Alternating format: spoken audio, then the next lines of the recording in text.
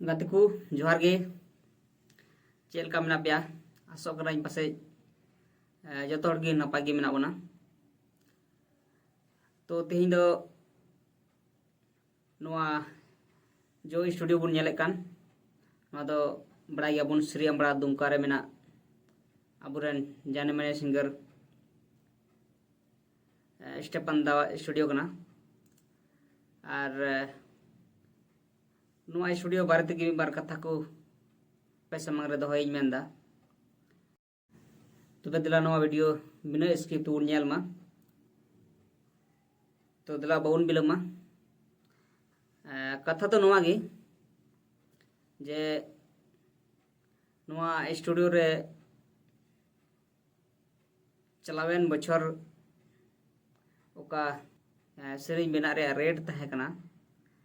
निये बछर हो ओनागे मेना आदो मी बार गाती को फोन कना जे दादा आपे दो रेट पे बढ़ाव कदा से चेत उनका ले अंजम दा आदो नुआ को एकेन गलत कथा कना आदो जा मारी रेट कान तबुना इनागे मेना आदो नुआ को भरम रे अल्पे तहन तबुना और बेहचक इठे कांटेक्ट तबुन पे और सही जानकारी हताव लगी कुरुमुटु तबुन पे और दूसर कथा दो नियगी जे नोडे का सीरी ले बनावे कान चला पारामेन दिन रहो अडी सुपर हिट सीरी नोडे खय उडुक कना और नित हो उडुको भेदर गे मेना आदो तिना नोडे सीरी बुन रिकॉर्डिंग अचुइदा दया कते आपे ठेन नेहर मेना समय एमो रेया अडी लगती मेना दया कते आपे ठेन नेहर हेना जे आलोपे आग बका तबुना चेदा जे मिटे सीरी बिना रे समय दो लगा कान गया और आपे पे आग बका खाय आले हो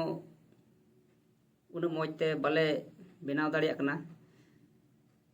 आदो आपे पे समय पे एम लें खाय अडी मौज हुयुआ और चलावेन दिन खन बढ़ती सुपर हिट सीरीज नुमा स्टूडियो के बुन जाम दाड़िया तो आर मिटे कथा तो नुआ गी जे स्टूडियो रे सीरीज बनाव लगी तो तिना खर्चा पड़ा कना तिना लगा कना आदो उना को अपया डाउट क्लियर इ मेंदा जे नोडे नुआ स्टूडियो रे दो का ट्रेडिशनल सीरीज को बिना कान तुंदा टमाक से रिलेटेड आयमा लकना दोंग लगड़म बाहा सोहराय आयमा लकना रिदम को नुआ रे दो सीरीज कंप्लीट बनाव रे 5000 खर्चा लगा और जुदी स्टे दाय सीरीजा तो सीरीज रे चार्ज दो 3000 कान तया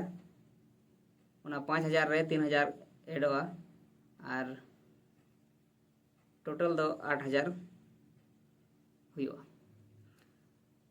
तो उनका की मिमिट कमी रे अलग अलग चार्ज बिना